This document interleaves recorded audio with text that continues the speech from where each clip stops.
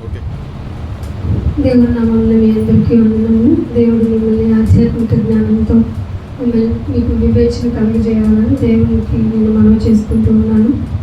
దేవుని యొక్క మనసును అర్థం చేసుకోవడం మనిషికి, అది ఈ లోకపరంగా ఆలోచన చేసే మనిషికి అసలు అర్థం కాదు. దేవాతి దేవుని ఆలోచన ఏంటి అని ఎరగాలంటే ముందు మనిషి దేవుని దగ్గరికే రావాలి. ఏ వ్యక్తి దగ్గరికి వెళ్ళినా మనిషికి దేవుడు ఇప్పటికీ అర్థం కాలేదు. ఫర్ యువర్ ఇన్ఫర్మేషన్, నేను చెప్పే జాగ్రత్తగా వినటానికి ప్రయత్నం చేయండి. ప్రపంచంలో ఎన్నో వేల మతాలు ఉన్నాయి, మార్గాలు ఉన్నాయి. వారు అనుకున్న మతము అంటే నా ఇష్టం, అభిమతం, నా ఇష్టం. సో అలాంటి వాటిల్లో కూడా వెతుక్కున్న మనిషికి దేవుడు దొరకలేదు. దొరకని దేవుణ్ణి వెతికే ఏకైక మార్గం ఖచ్చితంగా చెప్పవచ్చు అది బైబిలే అని. నువ్వెలా చెప్పగలవు? ఏదో నీ మతం మీద మీరు వేసిన ముద్రకి నేను మతం అని చెప్పలేను. దేవుడు స్వయానా చెప్పుకున్న విధానాన్ని మీతో ప్రొక్లైమ్ చేయాలి, సమాచారాన్ని ప్రకటించాలి. నిజ దేవుని యొక్క ఆలోచన విధానం ఎలా ఉంటుందో, ఆయన ఎలా మనిషిని భూమి మీద ఉండమన్నాడో, ఉంటే మనిషికి ఏం లాభం కలుగుతుందో, నేను వెతికే దేవుడు దూరంగా ఉన్నాడా, కొండ మీద ఉన్నాడా, లేకపోతే గుహల్లో ఉన్నాడా, అత్యంత ఎత్తైన పర్వతాల మీద ఉన్నాడా? అంత దూరంలో ఉంటే నేను వెళ్ళలేని పరిస్థితి కదా. సామాన్య మానవుడిని, మానవరాలని, బలహీనురాలైన నన్ను దేవుడు నన్ను వెతుక్కో అన్నాడు కదా అని నేను ఎక్కడికి వెళ్ళి వెతుకుతాను అంటే నువ్వు చూడు అక్కడ ఉంటాను అని ఎక్కడో ఎత్తైన ప్రదేశంలో నేను ఎలా వెళ్ళగలను? వెళ్ళాల్సిన అవసరం ఉందా అంటే ఖచ్చితంగా దేవుడే స్వయంగా చెప్పాడు, నో, వెళ్ళాల్సిన అవసరం లేదు. అందుకే ఒక మాట చూపిస్తాను. యోబు గ్రంథము 12వ అధ్యాయం తీయండి.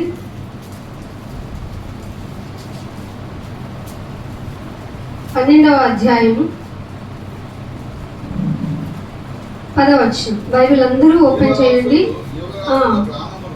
జీవరాశుల ప్రాణమును అండ్ మనుషులందరి ఆత్మలు ఆయన వశమున ఉన్నవి కదా. ఇదేంటి ప్రభా? నేను మా పూర్వీకులు చెప్పిన ప్రకారం నేను పోతే ఆత్మ వెళ్ళి ఎక్కడో కలిసిపోద్దంట, గాలి కాబట్టి గాలి అయిపోద్దంట, కోరిక తిరగకపోతే ఇక్కడే తిరుగుతుందంట, ఏ చెట్టు మీద కూర్చుంటుందని తెలుసుకున్న నాకు, అంటే మనుషులే తెలియకుండా వారి అజ్ఞానంతో కొన్ని మాటలు బీజాలుగా, పునాదులుగా వేసి జ్ఞానవంతురాళ్లుగా ఉండాల్సిన మానవ సమాజాన్ని భయంతో బ్రతికేలాగా చేసిందా? ఈ మాటను బట్టి అవునని అనిపిస్తుంది. ఏమిటంటే మనుషులందరి ఆత్మలు, ఒక ఇండియాలోవేనా, ఇస్రాయేల్ దేశంలో పుట్టాడు కాబట్టి అక్కడ వాళ్ళ ఆత్మలేనా? ఖండాలు 7 ఉన్నాయి, వాళ్ళల్లో ఒక ఖండానికి ఒక ఎగ్జామ్షన్ ఉండిందా? ఎక్స్ట్రా పవర్స్ ఉన్నాయి మా దేశంలో. మేము తెలివైన వాళ్ళం కాబట్టి మా ఆత్మలు మేము వశపరుచుకుంటాం. అన్నిటికంటే ఎత్తైన పర్వతం ఎవరెస్ట్ శిఖరం కాబట్టి అక్కడ తపస్సు చేశాను కాబట్టి కొన్ని ఆత్మలను నేను వశం చేసుకోగలను. ఇవన్నీ తప్ప? బైబిల్ ఎంత జ్ఞానం అయిందో అర్థమవుతుందా? మనుషులందరి ఆత్మలు ఆయన వశంలో ఉన్నాయి. నువ్వు రమ్మంటే రాడు, నువ్వు పొమ్మంటే పోడు, నువ్వు ఇక్కడున్నావంటే అక్కడ కనిపించాం. చచ్చిపోయిన తర్వాత ఎవరు కనపడరు. ఒకవేళ కనబడ్డారు అనిపిస్తే నేను గ్యారంటీగా వైజాగ్ హాస్పిటల్కి తీసుకెళ్ళాలి. ఎక్కడున్నది? ఏముంటుంది అక్కడ? మానసిక రోగుల ఆసుపత్రి. పిచ్చి ఆసుపత్రి అంటే మళ్ళీ మీ మనోభావాలు దెబ్బతింటాయి కదా. మన యొక్క ఇల్యూజినేషన్ తీసుకొచ్చి మన యొక్క ఆలోచన విధానానికి ఒక ఊహాత్మకమైన పిక్చరైజేషన్ చేసి మనుషుల భావాల మీద రుద్దటం దేవునికి మార్గం? అది నీ పిచ్చితనమా? ఇంక్లూడ్ దేవుడు ఏం చెప్తున్నాడంటే జీవరాశులు ఎన్నైతే ఉన్నాయి కౌంట్ చేశారా? ఇప్పటి వరకు కనుక్కున్నవి మాత్రము 84 లక్షల వెరైటీస్ మాత్రమే. రోజుకు ఒక వెరైటీ కడుతున్నారు, దాని పేరు చెప్తున్నారు, తిరగట్ల. 84 లక్షల జీవరాశుల యొక్క ప్రాణము, జంతురాశులన్నిటికీ ప్రాణము మాత్రమే. అర్థమవుతుందా మీకు? మనుషులకు మాత్రమే ఆత్మ. మనుషుల్లో ప్రాణము ప్లస్ ఆత్మ కలిపినదే శరీరము. రక్తంలో ఉండేదేంటి? ప్రాణం. అంటే రక్తము కలిగి ఉన్న ఒక పార్ట్ జీవరాశులు, దాన్ని డివైడ్ చేస్తే సపరేట్గా ఉన్నది మనిషి. మనిషి యొక్క ఆత్మలు, జీవరాశుల యొక్క ప్రాణములు, మనుషులందరికీ మించిన ఆ దేవాతి దేవుడైన ఆ మహోన్నతుడు, ఏ ఒక్కరూ ఆయన ఎంట్రన్సీలో అడుగు పెట్టలేని వాడు. సమీపింపరాని తేజస్సు. నీ భాషకి అవగాహన కలిగేలాగా, నీ యొక్క ఆలోచనకి దగ్గరగా ఉండేలాగా ఆ మాట మాత్రమే సరిపోతుంది. సమీపింపరాని తేజస్సు. నువ్వేంటి వెళ్ళిపోతాను అంటావు, నాకు కనపడ్డాడు అంటావు, వైట్ బట్టలు అంటావు, కాదంటావు, ఇదంటావు. భ్రమపూర్వితమైన మాటలు క్రైస్తవ మార్గంలో లేవు. ఎవరన్నా నాకు కనిపించారు, చచ్చిపోయిన వాళ్ళు అని అంటే వాళ్ళని జాలిగా చుట్టం తప్ప ఏం చేయలేం. కాకపోతే ఒక ఆప్షన్ ఉంది, వాళ్ళు మార్చడానికి, వాళ్ళకి అవగాహన చేయడానికి దేవుడిచ్చిన ఒకే ఒక్క మార్గం ఏమిటంటే ఆయన 66 పుస్తకాల మార్గమే. ఆయన రాసిన లేఖ మనిషికి, ఆయన చెప్పిన మాట మనిషికి. కానీ మనిషి ఎవరి చేత ప్రేరేపింపబడి తప్పుడు మార్గాలను ఎంచుకున్నాడు? వాయుమండల అధిపతి అక్కడ కూర్చున్నాడు తన సమూహంతో. ఒక బలహీనుడైన మనిషిని, ఒక తాంత్రిక ఆలోచన కలిగిన మనిషిని ప్రేరేపిస్తాడు. తన సూత్రంతో, తన మార్గంతో ప్రపంచ మానవాళి మీద దాన్ని రుద్దేస్తాడు. ఇంకా బలహీనులైన మనుషులు దాన్ని నమ్మించి దాన్ని ఇంకా వ్యాపింపజేసేస్తున్నారు. దీన్ని అడ్డు కట్ట వెయ్యాలి అంటే తెలివి నేర్చుకున్నవాడే చేయగలడు. మీకు పోయినసారి కూడా చెప్పాను, దేవుని యొక్క వాక్కులు నేర్చుకున్నవాడైతే, తెలివి లేనివాడైనా చాలా క్లవర్ బాయ్ లాగా అనిపిస్తాడు, వెరీ ఇంటెలిజెంట్ ఉమెన్ లాగా అనిపిస్తారు కదా, కనబడతారు. ఏది మంచిదో, ఏది చెడ్డదో, ఏది ఖ్యాతి గలదో, ఏది నిన్ను వివేచనకి తిప్పి చూపించగలదో అదే దేవుని వాక్యం. అది నిన్ను కన్సిడర్ చేసుకోమన్నారు. కానీ దాన్ని కన్సిడర్ చేసుకునే సమయాన్ని మనిషి కుదించేసుకుంటున్నాడు. రోజు రోజుకి దేవుని మాట అంటే మనిషి ఇష్టపడటం లేదు. కారణం ఏమిటో తెలుసా? దీన్ని వింటే ఖచ్చితంగా పాటించాలి. మాటికి నీకు అడ్డుకట్ట వేస్తుంది. ఇలా ఉన్నావేంటి, ఇది కదా చదివావు, ఇలా ఉన్నావేంటి, ఇది కదా చెప్పారు, ఇలా ఉన్నావేంటి, ఇలా ప్రవర్తిస్తున్నావేంటి అని అడుగడుగున వాక్యం నిన్ను హెచ్చరిస్తుంది. కాబట్టి అది నీ లైఫ్ని, నీలో ఉన్నటువంటి ఈ ఫ్రీ విల్ అనేటువంటి, అంటే ఏ పనైనా నేను చేసుకుంటాను, నన్నెవడు ఆపేది అనుకునేటువంటి ఫ్రీ విల్ కలిగిన మనస్తత్వం కలిగిన మనిషికి ఇది నచ్చదు. అందుకే దేవుడు చెప్పటంతోనే నా మాట గైకొనండి. విన్నవాళ్ళు గైకొనాలి, గైకొన్న వాళ్ళు గ్రహించి దాని ప్రకారం అనుసరించి నడుచుకోవాలి. 1వ తరగతి చదివిన తర్వాత జ్ఞానం అంతా వచ్చేసింది అని సర్టిఫికేషన్ చేయగలమా? 10th తర్వాత చేయగలమా? ఇంటర్ తర్వాత, even though PG post graduation తీసుకున్న తర్వాత అయినా, ఈవెన్ ఒక సబ్జెక్ట్ మీద నువ్వు డాక్టరేట్ చేసిన దానివైనా, చేసిన వాడమైనా ఇంకా మిగిలింది. లోకపరమైన చదువే ఇంకా మిగిలింటే దేవుని దగ్గరికి వచ్చేటప్పటికి ఒక్క చిన్నవాడితో నీ లైఫ్ సెటిల్ ఎలా అవుతుంది? ఆధ్యాత్మిక జ్ఞానంతో నిన్ను నువ్వు రోజుకి అభివృద్ధి చేసుకోవాల్సిన పరిస్థితి ఉన్నప్పుడు, అది నీకు దేవుడు సమకూర్చిన సంఘపరమైన కూడికలోనికి వచ్చి నేర్చుకోవాల్సిన నీ స్థితిగతులను మార్చుకోవాల్సిన నీ జీవితంలో ఆయనకి మాటకి చోటివ్వక, నాకు ఇష్టమైన పూజా విధానంతో, నాకు ఇష్టమైనటువంటి భక్తిని నీకు చూపించి నేను వెళ్ళిపోతానంటే నువ్వు రానవసరం లేదంటాడు దేవుడు.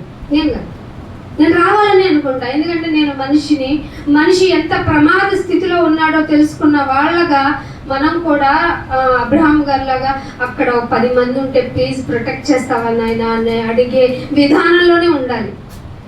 మనిషి యొక్క జీవితం రోజుకి పతనం అయిపోతుంటే నాయన మీరు తీసేయ్ అని అనలేము తెలుసా, దేవుని ప్రేమను ఎదిగిన వారంగా. మరి అటువంటి పరిస్థితుల్లో నిన్ను దేవుడు ఏమంటున్నాడో తెలుసా? మనుషులందరి ఆత్మలు నా వశంలో ఉన్నాయిరా. నీకు అసలు భయం అనిపించటం లేదా? అనిపించాలి కదా. నేనేమై ఉన్నాను? ఆత్మలకు తండ్రి అయి ఉన్నాను. రిలేషన్స్ అర్థం కావటానికేనండి. తండ్రి యొక్క బాధ్యత ఎలా కుటుంబంలో ఉంటుందో అంతకు మించి అదే కంపారిజన్ చేస్తూ దేవుడు ఏమన్నాడంటే, మీరు లోకపరంగా చెడ్డ పేరెంటింగ్ స్వభావాన్ని కలిగిన మీరు చాక్లెట్ అడిగితే ఏమిస్తారు? డైరీ మిల్క్ పెద్దది తెచ్చిస్తారు, అవునా కదా? మీకే అంత ప్రేమ ఉంటే తండ్రికి మించిన ప్రేమను కలిగిన వాడను నేను మీకేమి ఇవ్వగలను. మీరు అనుకోక ముందే, నాకు ఇది కావాలి అని అనుకోక ముందే నేను మీకు ఇచ్చేయగలను, ఇచ్చేసాను కూడా. మీ చింత యావత్తు నువ్వేమేస్తావు? నాకు భార్య చింత, భర్త చింత, పిల్లల చింత, ఇంకా కుదిరితే ఎంపీ ఎమ్మెల్యే అయ్యాం అనుకో ప్రజా సమస్యల చింత, అది కాకుండా పదవి మీద చింత. ఇన్ని చింతలతో మునిగి తేలుతున్న మనిషికి దేవుని మాట చేదుగా ఉంటుందా, తీయగా ఉంటుందా? మారని వాడికి పరమ చేదుగా ఉంటుంది. వాడు తినాలనిపించదు. పైగా నిన్న ఎలా ఉంటాడో తెలుసా? వింటాడు, ఇక్కడ తలుపేస్తాడు, శుభ్రంగా తలుపేస్తాడు. బయటకు వెళ్ళగానే వాడి పాత స్వభావాన్ని బయట పెట్టేసుకొని శుభ్రంగా దేవుడికి ఎంత అవమానకరమైన సిచ్యువేషన్ తెస్తాడంటే, దేవుడే అనుకుంటున్నాడంటే వీళ్ళు తీసేయాలి అని అనుకున్నాడా లేదా?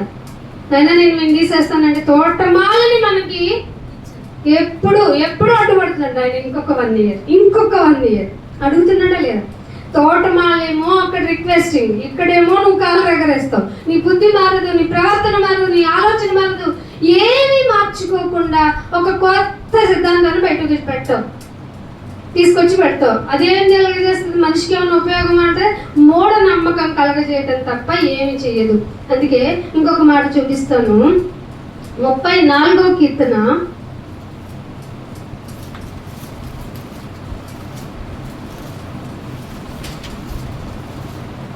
34వ కీర్తన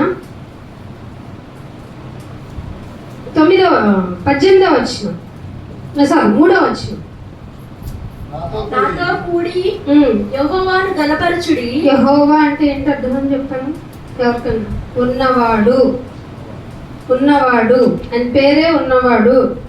ఏమని చెప్పమంటావయ్యా అంటే, నేను ఉన్నవాడును, అనువాడును, కడపటివాడును, మొదటివాడును, అల్ఫయు ఓమేగా. నువ్వు ఎక్కడ మొదలు అనుకుంటావు అక్కడే నేనున్నా, నువ్వు ఎక్కడ లాస్ట్ అనుకుంటావు అక్కడే నేనున్నా. సో ఆయన ఏం చెప్తున్నా, ఆయన గురించి అంటే మనం ఏం చేయాలంట? నాతో కూడి భక్తుడు చెప్తున్నాడు, నాతో కూడి యెహోవాను ఘనపరచుడి. మనము ఏకంగా కూడి నీ భజన నువ్వు చేసుకోకూడదు, నీ సెల్ఫ్ డబ్బా నువ్వు కొట్టుకోకూడదు, ఆయన నామమును గొప్ప చేయాలి. సంఘమా, మీరు ఆరాధన పేరుతో కూర్చుంటున్నప్పుడు, మీ యొక్క మ్యూజిక్ సిస్టమ్ మీద మీకు కమాండ్ ఉన్నప్పుడు, మీ గాత్రం మీద మీకు పర్ఫెక్ట్ ఇది ఉన్నప్పుడు, టోనరింగ్ ఉన్నప్పుడు, లేదంటే నీకు వాక్చాతుర్యం కలిగి నువ్వు చెప్పేటప్పుడు ఎవరు కనిపిస్తున్నారు? అసలు నువ్వే ఆరాధనకి కూర్చున్నప్పుడు ఏమని ప్రార్థిస్తున్నావు?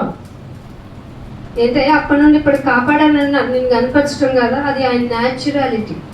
కాపాడటం ఆయన న్యాచురాలిటీ. ఆయన నిన్న నేడు నిరంతరం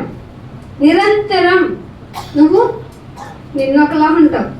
మొన్న మాట చెప్పావు, ఇవాళ చెప్పను, నేను ఇంతే అంటావు. మన నేచరే చెడ్డది. నువ్వు ఎన్నన్నా గొప్ప, నీ మీద నువ్వు ఎన్ని పెయింట్లు వేసుకొని గొప్పవాడిగా చూపించుకోవాలనుకున్న దేవుడి దృష్టికి వచ్చేటప్పటికి మురికి వాళ్ళమే. అది ఇందాకే చెప్పాను, మనమేనా కాదు, ప్రపంచ మానవాళి మొత్తం. 100 కొబ్బరికాయలు కొట్టానండి నేను వచ్చి, 4 బస్తాల పువ్వులు తెచ్చి ఇక్కడ కుమ్మరించేసుకున్నానండి నా భక్తినంతా చూపించడానికి. సో నా పాపం ఏమన్నా పోయినట్ట? నాలో డంబం పెరిగిపోదు.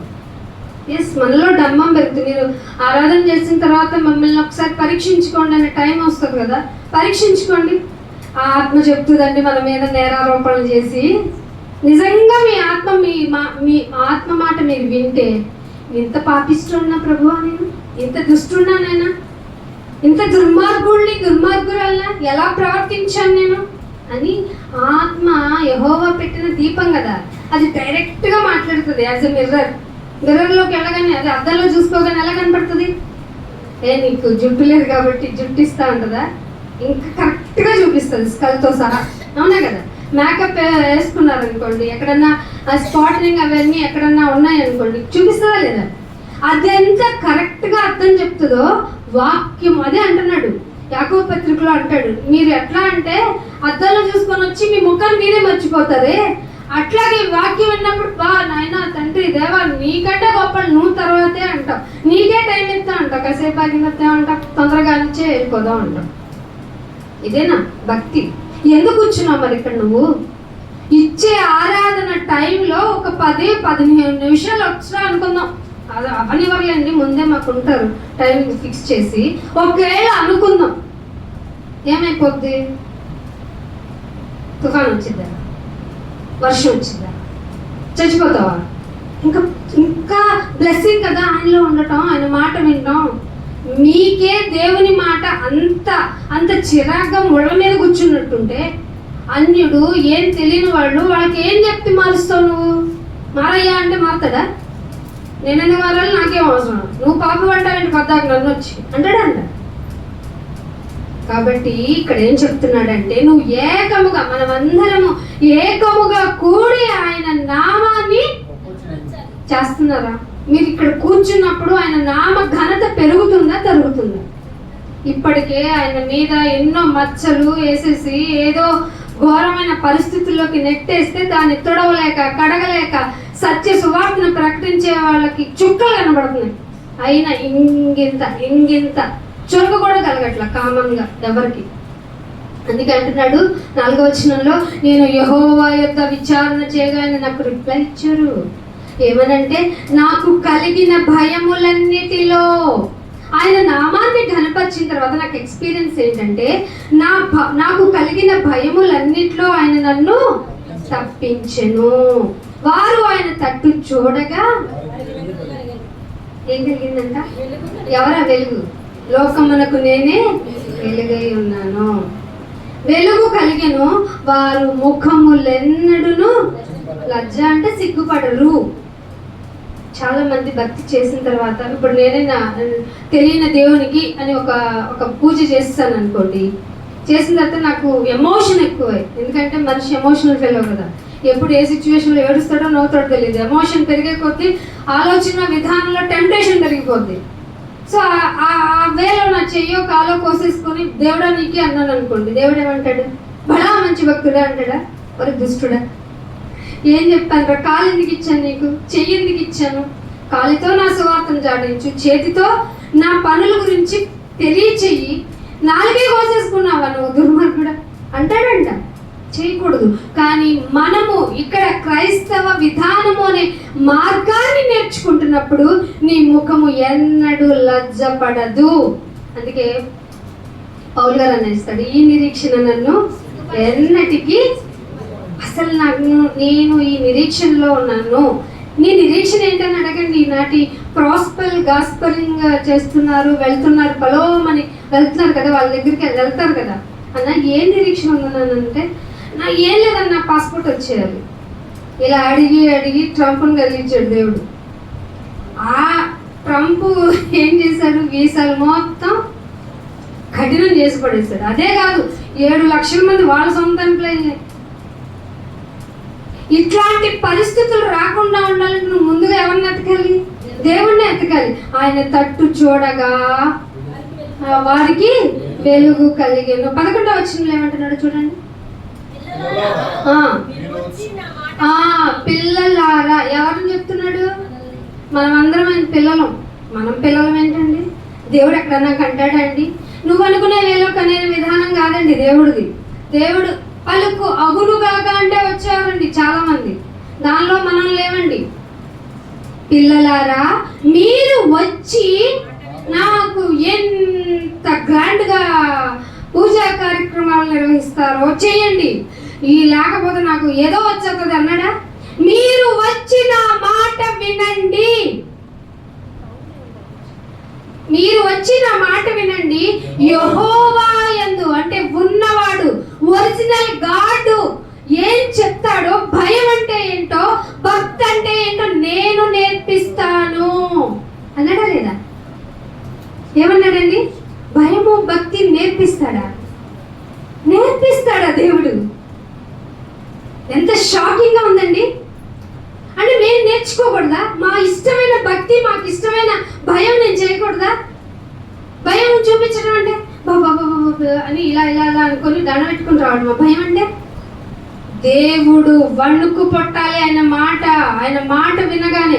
అదే అంటున్నాడు, మీరు వచ్చిన మాట వినండి, యెహోవా యందులు అంటే ఒరిజినల్ గాడ్ యొక్క గురించి భయము భక్తి ఏంటో నేను మీకు నేర్పిస్తాను. అందుకు రావాలి ఆదివారం. ఎక్కడ చూసినా ఆదివారం రావాల్సి వస్తుంది చూసారా. అందుకే పైగా బ్రతక గోరువాడు ఎవడైనా ఉన్నాడా, ఇది దేవుడు ఆలోచన. దేవుడు మనం పిలుస్తున్న విధానం. అరే మీరు బ్రతకాలనుకుంటున్నారా, మేలు నొందుచు అనేక దినాలు, మేలే మాకు మేలు కావాలి నాయన, మేలు లేకపోతే ఎలా ఉండగలం నాయన అనుకుంటున్నా మీకు అనేక దినములు బ్రతక గోరువారు ఎవరైనా ఉన్నారా అయితే మీకు ఒక ఛాన్స్. ఎలా నాయన ఉండాలంటే ఏం చేయాలి అంటే చెడ్డ మాటలు పలుకకుండా ఏం చేయాలి, కదిలితే బూతు మెదిలితే బూతు, ఎందుకు బూతు మాట్లాడుతున్నావో, అసలు మాట్లాడాల్సిన అవసరం ఏమిటో, ఎందుకు మాట ప్రయోగం ఎందుకు జరగాలి అని తెలియని విధానం అంటే విజ్ఞత లేని మనుషులు ఈ లోకంలో ఉన్నప్పుడు దేవుడు చెప్తున్నాడు చెడ్డ మాట పలకకూడదు. ఇది భక్తి. అర్థమైందా? చెడ్డ మాటే పలకకూడదంటే అదే భక్తి అంటే, అదే భయము అంటే ఈ రోజు దేవుని పేరట జరిగే ప్రతి భూత కార్యక్రమాల్ని దేవుడు ఒప్పుకుంటాడా? దేవుళ్ళ పేరుతో నువ్వు చేసే ఉన్మాద క్రియలని దేవుడు ఒప్పుకుంటాడా? పైగా అంటున్నాడు చెడ్డ మాటలు పలుకకుండా నీ నాలుక కపటం. చూడటానికి ఎలా ఉంటావు, చాలా మంచి స్మైలింగ్ ఫేస్, కానీ మనసులో అంతా కపటం. కపటమైన మాటలు పలుకకుండా నీ పెదవులు. ఇది భక్తి. అసలు షాకింగ్ అనిపిస్తుందా? అందుకు కదా ఏకంగా కూడి రావాలి మనం. చెడ్డ మాటలు పలుకకుండా నీ పెదవులు కాచుకోవాలి. నువ్వు ఎక్కడో ఇల్లుని కాపలా గాయటం నేర్చుకున్నావు, సెక్యూరిటీ గార్డ్స్ గా జాబ్ని ఎత్తుకున్నావు, కానీ పెదవులు కాసుకోవాలి. నీ పెదవులకు నువ్వే గాడ్ అవ్వాలి. ఇది భక్తి. ఇవన్నీ చేయకుండా ఇంకేమన్నాడు, కీడు చేయుటమ్మా అని. ఎవడట్టపోతే నేను పైకి రావాలి. పాలల్లో పసిపిల్లలు తాగే పాలలో పాయిజనస్ కలుపుతున్నారంటే, దాన్ని అమ్మేసి డబ్బు కూర్చుకుంటున్నావంటే అది కీడు కదా. ప్రతిదీ నకిలీ చేస్తున్నావంటే ఎదుట వ్యక్తి ఇది తింటే అనారోగ్యం పాలైపోతాడు, ఎలాగ వాడు బ్రతకాలి కదా అనే చిన్న విజ్ఞత కూడా లేని ఘోరమైన కఠినమైన హృదయాలు ఈ ప్రపంచంలో మనుషులు కలిగి ఉన్నారంటే అది కీడు కదా. అందుకే దేవుడు అంటున్నాడు కీడు చేయటం మాని. ఎన్ని చెప్తున్నాడండి భక్తి అంటే, కీడు చేయటం మానాలి, చెడ్డ మాటలు పలకకూడదు, కపటమైన మాటలు పలకకుండా పెదవులు కాసుకోవాలి. మళ్ళీ సమాధానం, కీడు చేయటం మాని మేలే చేయు, సమాధానాన్ని దొరకదది. మాట్లాడితే నేను ఇరిటేట్ చేస్తారు కాబట్టి సమాధానాన్ని వెతికి వెంటాడుతున్నావా, వేటకోడలతో వెంటాడుతున్నావా కదండి. ప్రపంచం ఎలా అయిపోయింది. భక్తి ఎలా ఉండాలో నేర్చుకోకపోవటం వల్ల మానవ జాతి తనంతట తానే తన జాతిని నాశనం చేసుకునే ఘోరమైన స్థితికి ఈనాడు వెళ్ళిపోయిందంటే కారణం ఎవరు? భక్తి ఏదో తెలుసుకోకపోవడం వల్లే. ఎలా భక్తి సాధించితే మనిషి బాగుంటాడో, మానవ జాతి బాగుంటుందో అనుసరించకపోవటం వల్లే. అందుకే మీరందరూ ఏకముగా కూడిరండి, ఆయన నామమును ఘనపరచండి, ఎందుకంటే ఆయనే భయభక్తులు నేర్పేవారు. భయభక్తులు నేర్పించే విధానంలో మచ్చుగా చెప్పినవి ఏమిటి? నీ పెదవులు కాచుకో, మేలు చేయి, సమాధానాన్ని వెంటాడు. ఇవి చేయగలరా మానవులు? చేయటంలా. డబ్బులు దానం పేరుతో, పూజల పేరుతో, మీటింగ్ల పేరుతో వృధాగా నీళ్ళల్లో పారబోస్తూ భక్తి నేర్చుకోకుండా డంబం నేర్చుకున్న ఈ మానవ జాతికి ఎంత చెబితే అర్థమవుతుంది దేవుని మాట. అందుకనే ఇంకొక మాట చూపిస్తాను. 9వ వచనం కూడా చూడండి, ఏమంటాడు? ఇవన్నీ చేస్తేనట యెహోవా భక్తులారా, అంటే ఒరిజినల్ దేవుడికి భక్తులై ఉన్నవారులారా, ఆయన యందే భయభక్తులు ఉంచండి. ఏమవుతుంది నాయన అంటే, నీ యందు భయభక్తులు కలిగి ఉంచిన వానికి ఏ కొదవ ఉండదు. మనం ఏం చేస్తామంటే చేయాల్సిన కీడన్నీ చేసేస్తాం, అసమాధానంగా ఉంటాం, ఏ మాట ఎలా పడితే నోటుకొచ్చింది వాగేసి మర్చిపోతాం. కానీ దేవుడు ఏమన్నాడు? చెడ్డ మాటలనేమి మాట్లాడిన ప్రతి మాటను గురించి నువ్వు నాకు ఎక్స్ప్లెయిన్ చేయాలి. 1 fine day ఆయన సింహాసనం ఎదుట మంచిదైనను చెడ్డదైనను మాటను గూర్చి నువ్వు చెప్పాలి. ఇది చెప్పి మాట్లాడుతున్నావా? అన్లిమిటెడ్ టాక్ టైం ఇచ్చాడు కదా, ఇష్టం వచ్చినట్టు మాట్లాడేసుకున్నావు. పగలు రాత్రి ఇంకేం చెప్పు అనుకుంటా. ఏం మాట్లాడుకుంటున్నామో దేవుడికి లెక్క ఉందని తెలిస్తే ఎంత జాగ్రత్తగా మాట్లాడతాం, పొదుపుగా మాట్లాడతాం, టాక్ టైం అయిపోతుంది. అవునా కదా? అరే ఇదేం ఆలోచించకుండా మనుషులు ఎలా మాట్లాడతారు. నీ యందు భయము భక్తి ఉంచడం అంటే నాకు ఇష్టమైంది తెచ్చివ్వడం అనుకున్నాను ఆయన. నా నోటికి వచ్చిన 4 మాటలతో నిన్ను మెప్పిద్దాం అనుకుని ప్రార్థన చేయడం అనుకున్నాను ఆయన. ఇవేమి కాదు ఇవి ఇంక్లూడ్ చేసి నువ్వు ప్రార్థన నేర్చుకుంటూనే నన్ను ఆఫరింగ్ చేస్తూనే నువ్వు భయము భక్తి కలిగి ఉండే విధానంలో మేలు చేయడం నేర్చుకో. ఇక్కడ దేవుని సన్నిధానంలో ఉండటం మంచిదా, లేకపోతే బయట తిరగటం మంచిదా? ఇక్కడే ఉండటం మంచిది కదా. ఇక్కడ చేర్చుకోబడిన వారే ధన్యులు కదా, సంఘాల్లో చేర్చుకునబడిన వారే ధన్యులు కదా, దేవుని ప్రేమ చూపించేవారే కదా ధన్యులు. మరి వాళ్ళ మీద పాయింట్అవుట్ చేసి నీ జీవితంలో ఏదో పెద్ద మాటగారిలాగా మాట్లాడుతున్నావు అంటే ఎలా కుదురుతుంది? అవుతుందా? అందుకే పెదవుల్ని కాచుకో. నువ్వేదో మేలు చేస్తున్నావు అంటూ ఒక వర్గానికి మాట్లాడావనుకో, అది కూడా దేవుడు చూస్తాడు.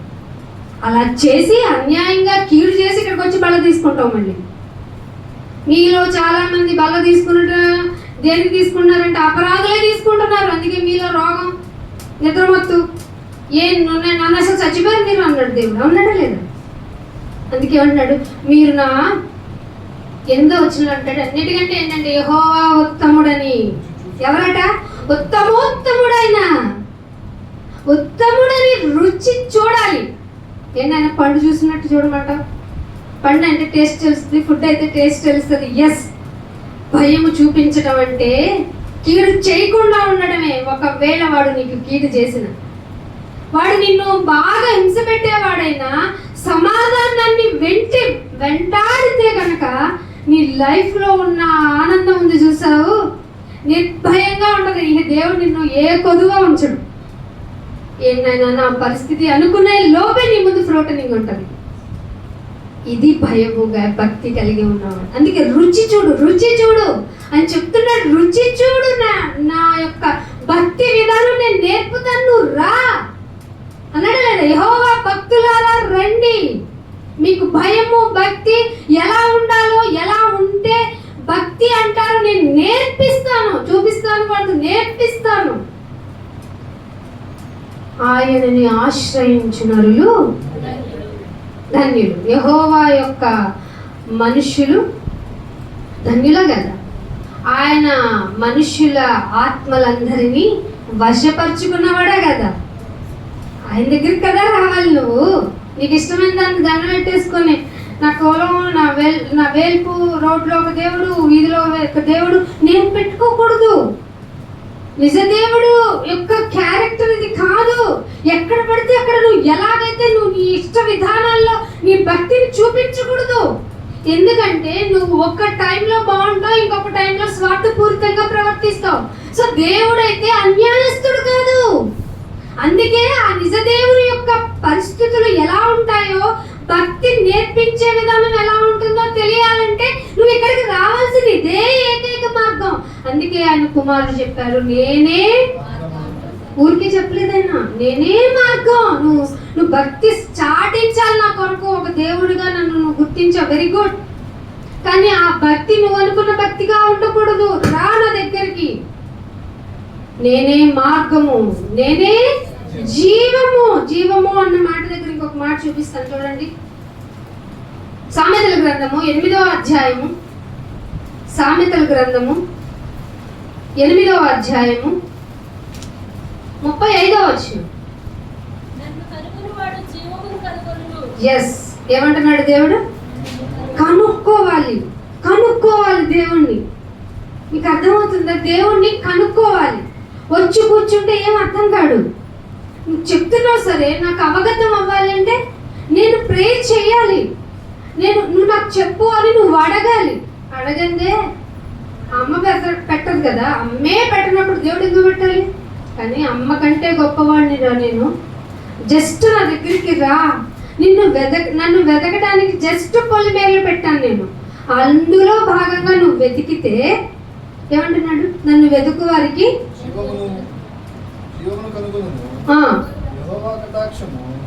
నన్ను కనుగొను వాడు జీవమును కనుగొను, ఉన్నవాడి యొక్క కటాక్షము వారికి కలుగుతుంది.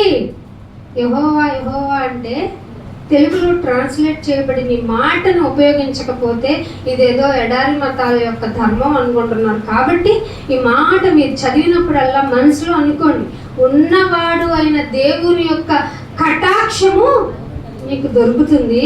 నన్ను కనుగొనని వాడు మాకేంటి అవసరం, మేకేంటి నమ్ముకోవాల్సిన అవసరం, మేమెందుకు మీ దేవుడిని నమ్మాలి, మా దేవుడు మీ దేవుడు వాళ్ళ దేవుడు వీళ్ళ దేవుడు అని ఎక్కడా ఉండదు నాన్న. ఏంటంటే మనకందరికి దేవుడు ఒక్కడే, మనందరి దేవుడు ఒక్కడే. ఆ ఒక్క దేవుణ్ణి కనుక నువ్వు కనుక్కోలేదనుకో ఏమవుద్ది? నీకు నీవే హాని చేసుకుంటున్నావు. నేను రాను అన్నావా, నేను వినను అన్నావా, నాకు వద్దు అన్నావా, నీకు నీవే హాని చేసుకుంటున్నావు. నా యందు అసహ్యపడు వారందరూ చిచిచి వాళ్ళ దేవుడంట, అయ్యయ్యో వాళ్ళ ఎస్సీ ఎస్టీ కులాల దేవుడంట అని నువ్వేమన్నా ముద్ర వేసేసుకొని కనుక్కోకుండా ఊరికి ఆయన మీద నిందలు వేసి దూరంగా ఉంటే ఎవరితో స్నేహం చేస్తున్నట్ట? మరణాన్ని స్నేహం చేస్తున్నావు. కాబట్టి ఈ మాట అందరికీ చెప్పాలా లేదా? చెప్పాలనిపిస్తుందా లేదా? అనిపించట్లేదు కదా? చెప్పాలి. మీరు గనక ఆయన్ని కనుగొంటే జీవాన్ని కనుక్కున్నట్టు, కనుక్కోలేకపోతే మరణాన్ని స్నేహిస్తున్నట్టు. ఏది ఎంచుకుంటారో మీ ముందే పెట్టబడిన దేవుని యొక్క ఆలోచనను పసిగట్టగలిగిన వాళ్ళు ఉన్నారా? అందుకే ఇంకొక మాట చూపిస్తాను, అదే కీర్తనలోనే. కీర్తన గ్రంథం రండి, 40వ అధ్యాయము. కీర్తనల గ్రంథము 40వ అధ్యాయము 8వ వచనం. 40వ అధ్యాయము 8వ వచనం చదువు. నా దేవా నీ చిత్తము నెరవేర్చుట నాకు సంతోషము. ఎవరన్నారు ఈ మాట? భక్తుడు అంటున్నాడు. నీ చిత్తము అంటే గ్రాంధికం కదా. చిత్తము అంటే ఇష్టం. నీ ఇష్టం ఏంటి నాయన? నీ ఇష్టం ఏంటి నాయన? ఈ చిత్తము నెరవేర్చుట మనకేంటి రివర్స్లో ఉంటుంది. నాకు ఇష్టం వచ్చినప్పుడు వస్తాను నాయన. సండే కూడా నాకు కుదరాలి కదా నాయన. ఆ రోజు ఓటీ పడింది అనుకో, డబ్బులు వచ్చే టైం పడింది, వెళ్ళిపోతా కదా నాయన. నాకు కొంచెం పర్సనల్ పనులు ఉన్నాయి నాయన. ఏం పర్సనల్ పనులు? నాకు అతి దగ్గర వాళ్ళ యొక్క ఫంక్షన్ ఉంది నాయన. అంటే దేవుడు అంటేనా? ఎస్, చెప్పకనే చెప్తున్నావు. ఏంటమ్మా రాలేదంటే కొంచెం ఇంట్లో పనులు ఎక్కువైంది అంటే పనులు. భక్తుడు ఏమంటున్నాడు? నీ చిత్తము నెరవేర్చుట. ఆరాధనలు చేసావు ఎప్పుడన్నా? ఇది చెయ్యాలి. నీ ఇష్టం. రక్షణ తీసుకోవాలంటే మా ఇంట్లో వాళ్ళకి ఇష్టం లేదని అంటావు. రక్షణ ఏంటనుకుంటున్నావు? ఈ శరీరం, కనపడే శరీరాన్ని మట్టిలోకి వెళ్ళిపోయిన తర్వాత ఒకటి ఉంటుంది, ఆత్మ. నీ శరీరాన్ని కాపాడింది. దానికి గనక నువ్వు ఫిజికల్గా ఇక్కడ వచ్చి దేవా నీవే అని ఒక చిన్న యాక్సెప్టెన్స్ అని దాన్ని చూపించడాన్ని నీళ్ళల్లో మునగటం అనేది ఒక ప్రాసెస్. దాన్ని ఏంటి ఊరికే వెనకేసేస్తాం. నీ చిత్తము నెరవేర్చుట నాకు సంతోషమే. నీ ధర్మశాస్త్రము నా అలమరాలో ఉంది నాయన. ఒక్కొక్కసారి దాన్ని కూడా దాన్ని మొబైల్లో ఉంటుంది కదా అని వచ్చేస్తాను. నా అంతరేంద్రియములు. బైబిల్ లేకుండా ఎవరైనా వాక్యం చెప్పగలరా? ఫ్యూచర్లో దొరకని కాలం ఒకటి వస్తుంది కదా, అప్పుడు ఏం చెప్తారు? ఏమంటే అప్పుడు వచ్చి ఏమంటే వాక్యం చెప్పారంటే కండిషన్స్ అప్లై. చెప్పకూడదు అనే కండిషన్స్ వచ్చినప్పుడు ఏం చేస్తావు? రాజా మా దేవుడు రక్షింపగలవాడని మాకు తెలుసు. నువ్వు ఆయన మమ్మల్ని రక్షించినను, ఈ రోగం నుండి మమ్మల్ని తీయకపోయినను, మాలో ముళ్ళు ఉంచినను, మేము మాత్రం ఆయన్ని ఆరాధింపకుండా వాళ్ళ కోసం రాశాడు అనుకున్నారండి బైబిల్లో. ఇలాంటి వాళ్ళు తేలిపోవాలని అంత్యకాలంలో రాయించాడు ఆయన. నీ ధర్మశాస్త్రము నా అంతరంగంలో ఉన్నది. ఉందా? ఉంటే కీడు చేయక మేలు చేయాలి కదా, సమాధానాన్ని వెంటాడాలి కదా. అందుకు కదా మా అంతరంగంలో ఉండాలి. అంతరంగంలో ఉండాలి ఆయన ఎప్పుడు చెప్పాడు? ద్వితీయోపదే రెండోసారి చెప్పించాడు. ఆ కాండంలో 6వ అధ్యాయం చదువుకోండి, ఇంటికి వెళ్ళి చదవండి. మరి ఇక్కడే అన్నీ చెప్తే మళ్ళీ సాయంత్రం అవుతుంది కదా, మళ్ళీ సాయంత్రం కూడా కూర్చోవాల్సి వస్తుంది. అందుకని ఏమంటున్నాడు? నా మాటలు నీ నుదిటికి భాసికంగా ఉండాలి అన్నాడా లేదా? మరి ఏం చేస్తున్నావు? నేర్చుకుంటున్నావు? అసలు హృదయంలో పెట్టుకుంటున్నావా?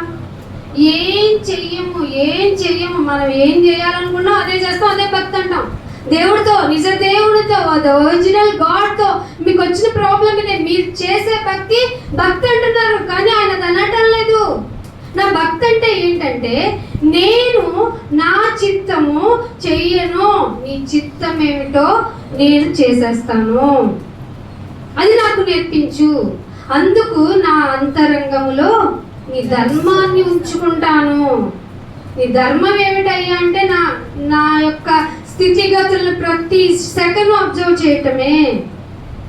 ఇంకొక మాట చూపించి ముగించేస్తాను. సామెతల గ్రంథము 3వ అధ్యాయము. సామెతల గ్రంథము 3వ అధ్యాయము 3వ వచనం. దయను సత్యమును ఎన్నడును నిన్ను విడిచిపోనీయొద్దు. నిన్ను ఏమేమి విడిచిపోనీయొద్దు? మా ఆచారం, మా వాస్తు, మా కుల ప్రకారపు ఆలోచనలు వదులుకుంటున్నామా? సంఘానికి వచ్చి మీరు చాలా మంది మనం వాస్తు చూడకుండా ఇల్లు కట్టుకుంటాం. ఆగ్నేయంలోనే ఉండాలంటే ఏముండాలంటే మీకు తెలియనియా? ఉండకపోతే ఏమవుద్ది? ఏమవ్వదు. మన కన్వీనియంట్ వేలో మనం ఇల్లు కట్టుకోవాలి, అవునా కదా? ఇవన్నీ కాకుండా దేవుడు ఏమంటున్నాడు? దయ ఉంది అసలు మనకి. దయను సత్యమును ఎన్నడూ నిన్ను విడిచిపోనీయక వాటిని కంఠభూషణం, నెక్లెస్ గా, ఆర్నమెంట్ గా నీ కంఠానికి మాట్లాడే లోపు నీ కంఠానికి అడ్డంగా ఉండాలి. కంఠానికి కంఠభూషణముగా ఉంచుకొనుము, నీ హృదయం అనే పలక మీద రాసుకుంటాను. నేను మేలు చేయటం నేర్చుకుంటాను, సమాధానంగా ఉండటం నేర్చుకుంటాను, దయను వదలను, సత్యముతో. ఏ సత్యము? నువ్వు అనుకునే సత్యం కాదు. అవసరమైన చోట అవసరానికి అబద్ధం కాదు, అదొక సత్యం కాదు, అది అసలు సత్యమే కాదు. దాన్ని టైంని బట్టి మారిపోవడం అంటారు. అలా కాదు. ఎల్లప్పుడూ సత్యం అనగా ఆయన మాట ప్రకారం, ఆయన వాక్యం ఏం చెప్పిందో దాని ప్రకారం, అది నీకు దేవుడే దయచేయాలి. సందర్భానుసారంగా ప్రవర్తించడం. ఇందాక ఒక మాట కూడా మీరు సామెతలో విన్నారు కదా, అనుకూల వచనం పలకటం అనేది కూడా దేవుడు నీకు ఇచ్చిన విజ్ఞత. ఆ విజ్ఞతను నేర్చుకోవాలి. హోషేయ గ్రంథం 12వ అధ్యాయం చెప్తాను ఈ మాటకు ముగింపుగా. 12వ అధ్యాయము, హోషేయ గ్రంథము 12వ అధ్యాయము 5వ వచనం.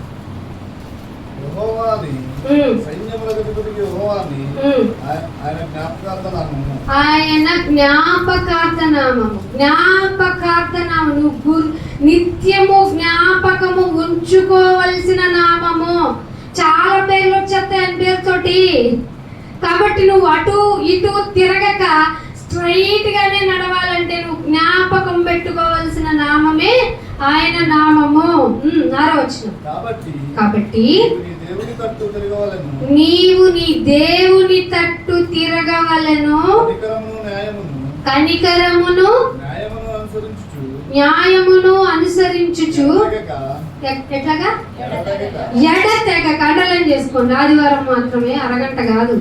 సోమవారం, మంగళవారం, బుధవారం, గురు, శుక్రు, శని, ఆది 24 గంటలు, అసలు లైఫ్ టైం 365 రోజులు ఎడతెగక నీవు నీ దేవుని యందే. మధ్యలో అయ్యా నీ వల్ల ఏమన్నా ఉద్దయ్యా అన్నావా? నేను తీసుకెళ్ళి వెనక బెంచ్లో కూడా వేయను. యోహాన్ గారు అన్న వెనక బెంచ్లో వేశాడు. కాబట్టి నువ్వు బల్ల తీసుకుంటున్నావు, జ్ఞాపకం చేసుకోవాల్సిన నామాన్ని తెలుసుకొని ఇక్కడికి వచ్చావు. ఆయన యొక్క నామాన్ని హెచ్చు చేయడానికి ఇక్కడ కూడుకున్న మనము ఏ పరిస్థితుల్లో ఉన్నాము? కనికరం ఉందా, దయ ఉందా, సత్యం ఉందా? అసలు నిరంతరము జ్ఞాపకం చేసుకునే నామాన్ని నువ్వు ఎప్పుడెప్పుడు జ్ఞాపకం చేసుకుంటున్నావు? అల్ప విశ్వాసిగా ఉన్నావా? ఎలా ఉన్నావు? ఇవన్నీ తెలుసుకొని ఎంత గొప్పగా నాకు భయభక్తులు నేర్పించావయ్యా అని తెలుసుకొని బల్లలో చేతులు వేస్తూ ఆయన నామఘనతకు తిరిగి లోకంలోనికి వెళ్ళవలసిన బాధ్యులమై ఉన్నాం గనక అట్టి ధన్యత మీకు అందరికీ దేవుడు దయచేయాలని కోరుకుంటూ ఇంతటితో నా మాటలు ముగిస్తున్నాను. చిన్న ప్రార్థన చేసుకున్నాం. తండ్రి, మీకు ఎంతో వందనాలు, స్తోత్రాలు నాయన. ఏమాత్రము అర్హత లేని మాకు కృపను, నీ ఘనతను మాకు ఇచ్చి నీ మాటలు నేర్చుకుని భయభక్తులు అంటే ఏంటో తెలుసుకుని విఘ్నతులుగా మమ్మల్ని ఉంచినందుకు స్తోత్రాలు. మీ మాటలను నేర్చుకున్న మేము లోకంలో తిరిగి వెళ్ళినప్పుడు దాన్ని నాయన అవలంబించేవారిగా మమ్మల్ని అందరినీ స్థిరపరచండి, బలపరచండి. నీ మాటలు నేర్చుకున్న మేము నైనా కేవలం వినివారు మాత్రమే ఉండి మమ్మల్ని మేము మోసం చేసుకోకుండా మీ వాక్య ప్రకారం ప్రవర్తించడానికి మమ్మల్ని సిద్ధులుగా ఉంచమని యేసుక్రీస్తు వారి పరిశుద్ధమైన నామమున ప్రార్థించి అడిగి వేడుకుంటున్నాం తండ్రి. ఆమేన్.